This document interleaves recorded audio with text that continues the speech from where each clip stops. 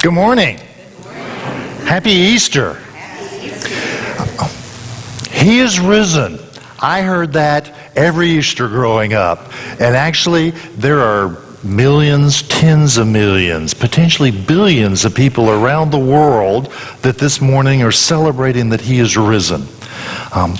In conventional Christianity, they approach that God loved us so much that he sent his only begotten Son who died on the cross on the behalf of our sins. We don't quite approach it that way in Unity, but we still celebrate Easter. It is a powerful, powerful experience for us. Here's the Easter story. Jesus has been crucified. He's been laid in a tomb, and a stone has been rolled in front of the tomb. And Mary Magdalene is coming to the tomb to do its tradition, and that is to anoint with oils the body, basically to show respect and to love Jesus.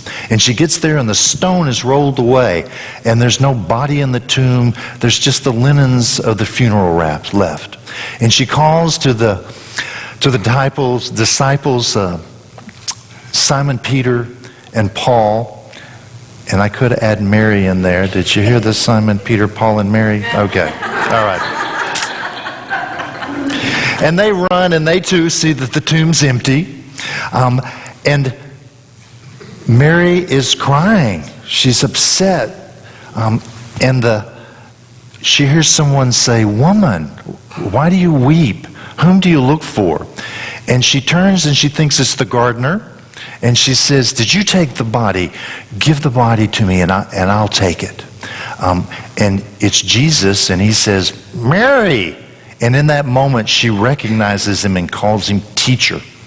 And he tells her that he's not ascended yet, but he's about to ascend to his Father and her Father, and to his God and her God. So he is risen.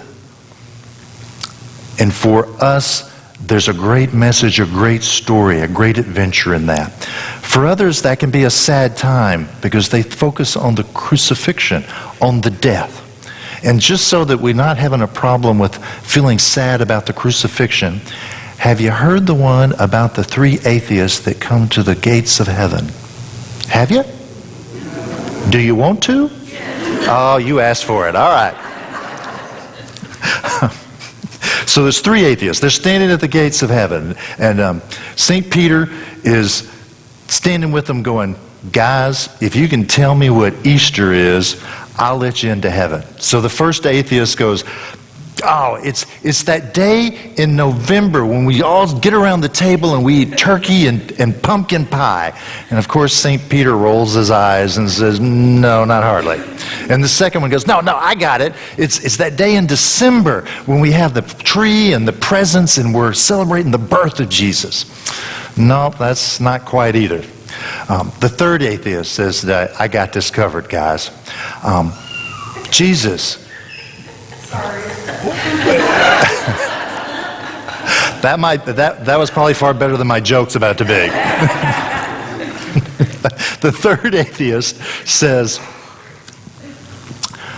it's about Jesus riding this donkey into Jerusalem, and he gets betrayed, and he goes before Pontius Pilate, and he's sentenced to death. And they put this thorn of crowns on him, and they drag him through the streets. And St. Peter is going, "Whoa, I think they got it." And the third atheist continues on, and they take him to a cross, and they crucify him. They drive nails into his hands, and he dies, and they take him to this cave, and they roll the stone over the cave. And every year they remove that stone, and Jesus comes out, and if he sees his shadow, we have 6 weeks more of winter.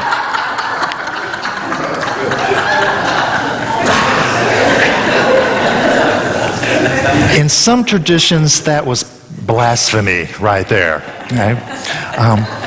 But the only blasphemy that really takes place in our lives is when we think small, when we play small, because we're giants. You're giants. What dwells in you is not small and insignificant. Jesus didn't play small. He raised from the dead. That is not playing small. in life at all. Reverend Michael Beckwith says that blasphemy is to not live to the fullest expression of the God within. That is the only blasphemy, is to not to live to our fullest expression. Because you're the light of the world. Because there's only one light, one source. You're it. You're the light of the world. So Jesus is risen. His resurrection is about the awakening from the dream of death. It's about awakening from this perception that we're anything less than the light of the world. In Unity, we call that source that we are the Christ self, or the indwelling Christ. So we know that in that expression that he is risen, we're talking about the Christ is awake, alive, expressing, living in this beautiful form that you and me, us as humanity. The Course of Miracles, for those of you that aren't familiar with the Course of Miracles, it's written as Jesus speaking to us. And when you read the Course, you have to take into account that when Jesus is saying I and me, often you need to insert there, he's talking about the Christ. He's not talking about me, the man. He's talking about me that knows and expresses as that indwelling Christ. So often when you hear me, I'm about to read some of it, say I and me, you can put Christ there if that helps you understand what's conveying. So here's Jesus. He says, you are the work of God, and this work is wholly lovable and wholly loving. Your resurrection is your reawakening. I am the model for rebirth, but rebirth itself is merely the dawning on your mind of what is already in it. I am your resurrection and your life. You live in me because you live in God. And everyone lives in you as you live in everyone. Can you then perceive unworthiness in a brother and not perceive it in yourself? And can you perceive it in yourself and not perceive it in God? But then you witness the miracle. And there's no need to suffer anymore. The resurrection of the world awaits your healing and your happiness. Can the salvation of the world be a trivial purpose? And can the world be saved if you are not? My resurrection comes again each time I lead a brother or sister safely to the place at which the journey ends and is forgot. I am renewed each time a brother's mind turns to the light in him and looks for me. I have forgotten no one. You are my voice, my eyes, my feet, my hands, through which I save the world. The self from which I call to you is but your own. We go together. And in my life, I don't think that we need to be saved. Because there's only one. There's one source, one power, one Christ. And you're created. You and I are created in that image, that expression, that likeness of God. And God does not need to be saved. Yet, we do think that we're small. We do play small. Even though we're those giants and expressing the potential that is limitless in our gianthood, if I can use that word. Because that fullness and completeness is there and available for us. But we do play small. And in that smallness is where we find our suffering and our struggle that happens for us and for our planet and all of us that share this world. So we can play small. We can decide if we want to step beyond that smallness, or we can just step into the beauty and the magnificence of the Christ and be the full expression of it, and we don't have to determine what we have to think about, because the expression becomes us. So, even if we think we're small, we can nonetheless be that voice, that eyes, that feet, that hands, that indwelling Christ, and be that resurrection in our own life, but in the lives of those around us. That we're being that catalyst and that approach that touches people and awakens them, resurrects them, brings them to that reawakening. Because resurrection is an invitation to transformation.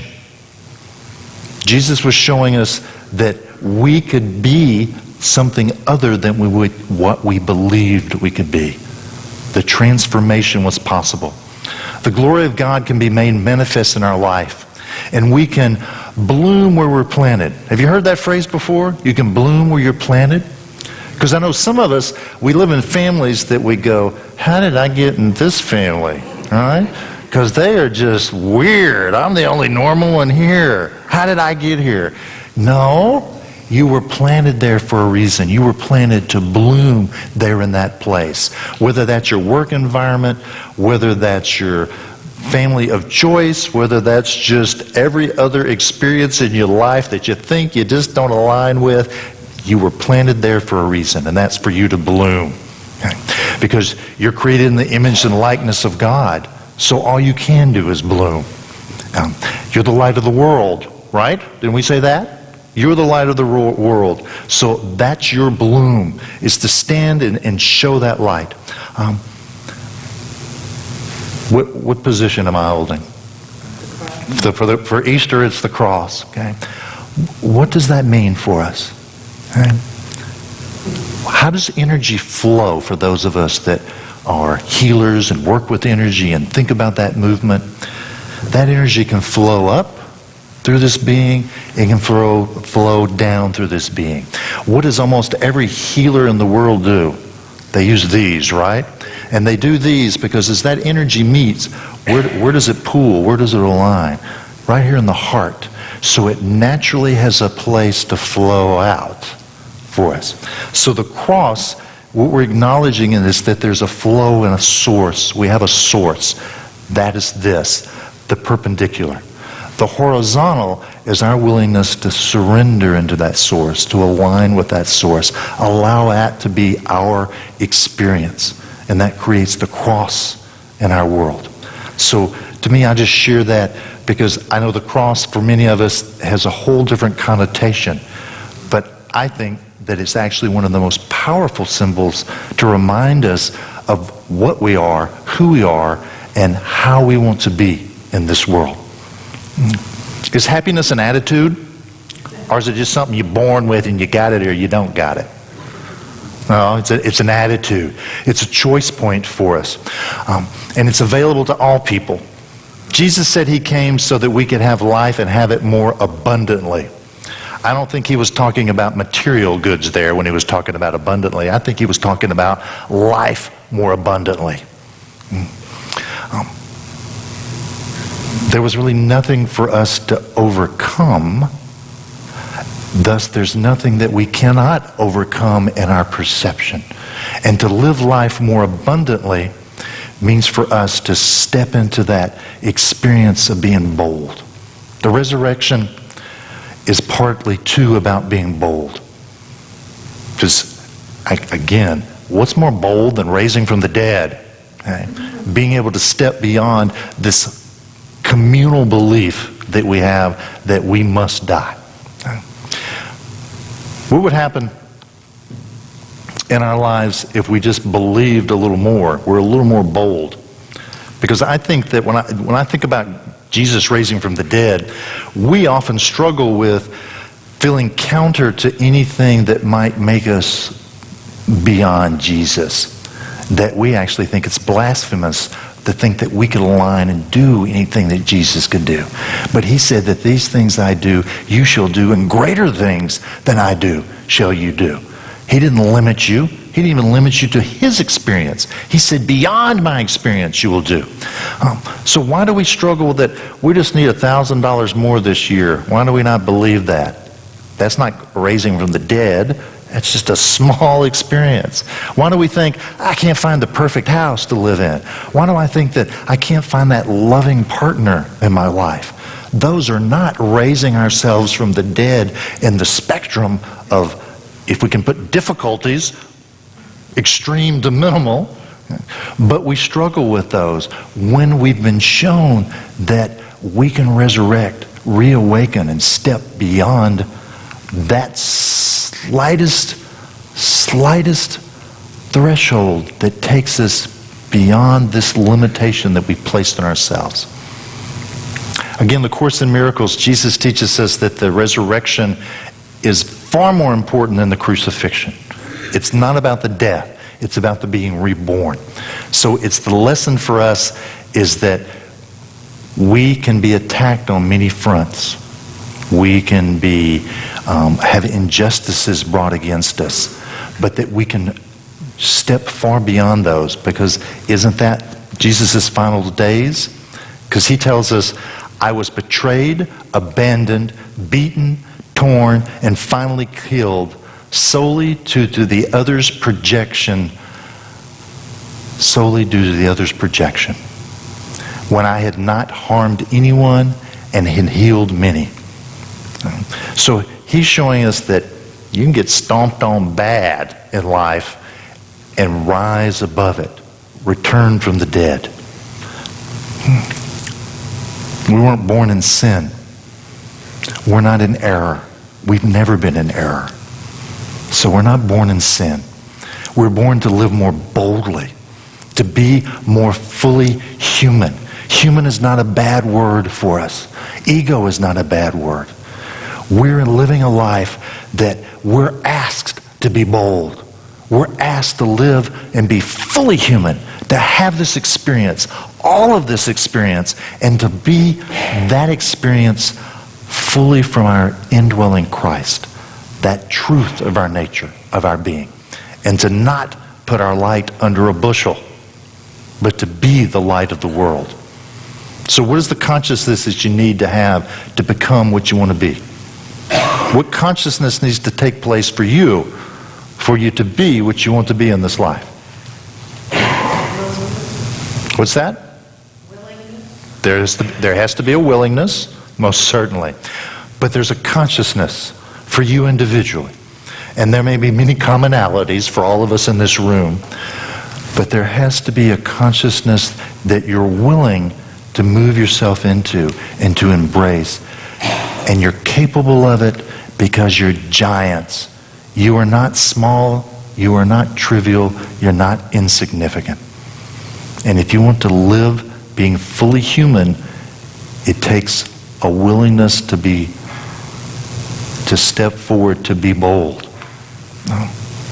Paul said, be you transformed by the renewing of your mind. Okay?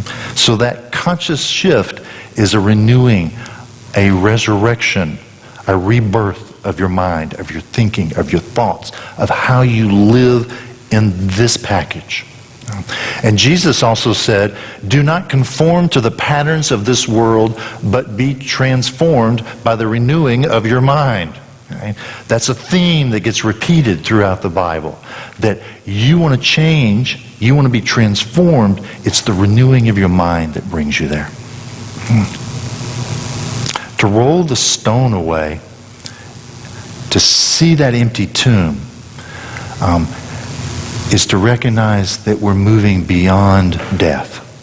So when we say, let's roll that stone away in life, we're revealing that there is something ready to be reborn and already in that motion of it, because the stone has already been moved for us.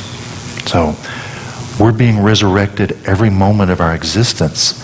Our willingness determines on whether we take that, we embrace that, we're bold with that to become who we want to be in this life.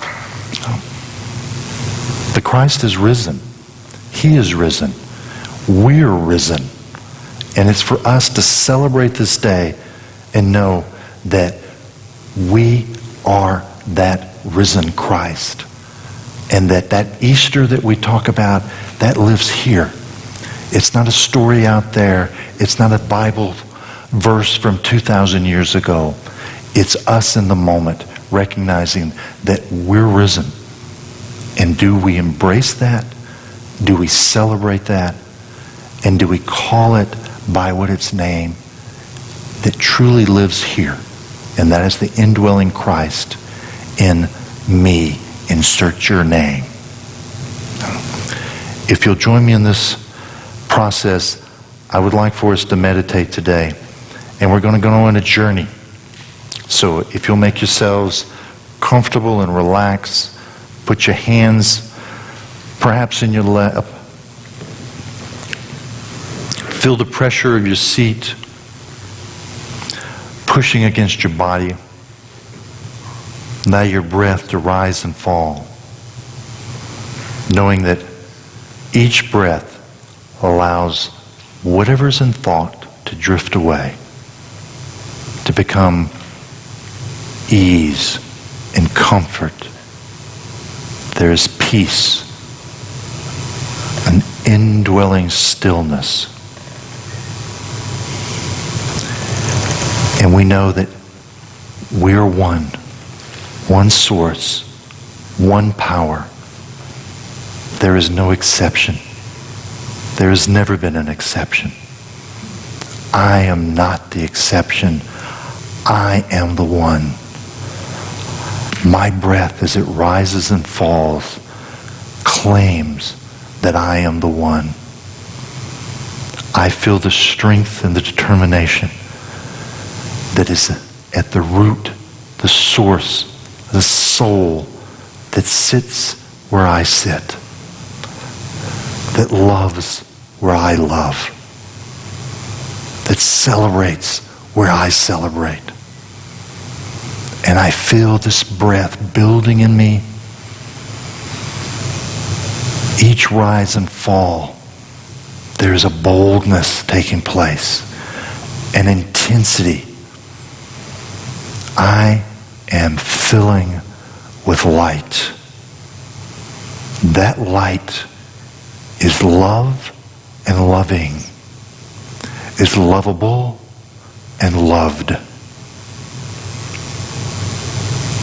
And as that light, love, breath builds in me, I feel my awareness building. I am the breath of God. I breathe the heart of the universe. I am one with the heart of the universe. I am one with my heart. And in this boldness, I see my life. And I know that I embrace it.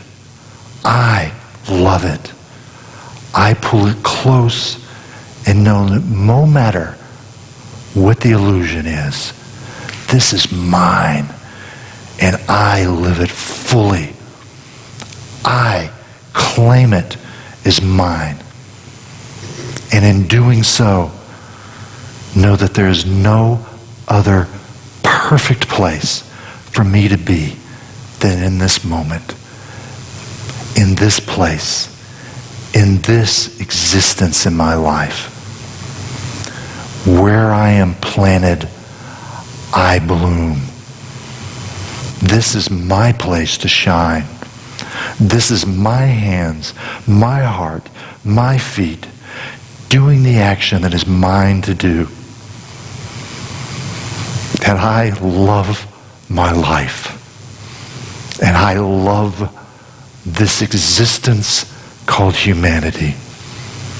And I see it for the truth that it is. As Jesus modeled as the master teacher, I love what I'm experiencing. I am filled with contentment and peace and harmony. Understanding and wisdom flow through me. Compassion and passion are mine and available with each experience that I dive myself into. Today is my day to celebrate me.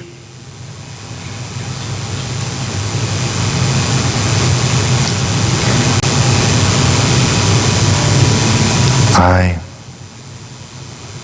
am resurrected. I am reborn and reawakened, revealing what has always been there. This joyous experience of the indwelling Christ. And I today take my bloom and I flow it in its beautiful scent, that fragrance that permeates all that I have experience with. And know that I am the resurrected. And that all is available. And that I have no death, no misperception, no limitation. I have the birth of the Christ moving in me, through me, as me.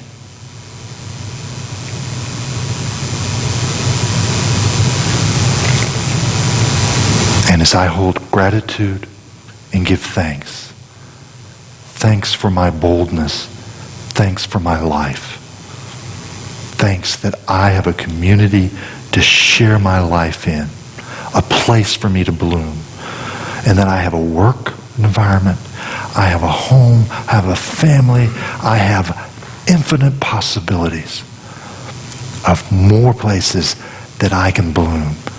I am grateful.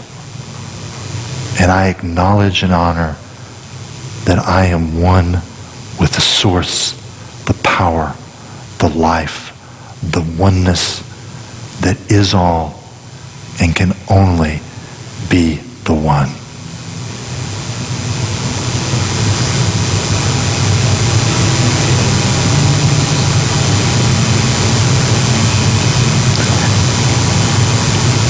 And as you're ready, allow that same breath that created that boldness within you, that amplified that boldness, to bring your awareness back to this room, back to this seat, back to this body, and be bold, be adventurous, be full of your humanity, and say, and so it is. Amen.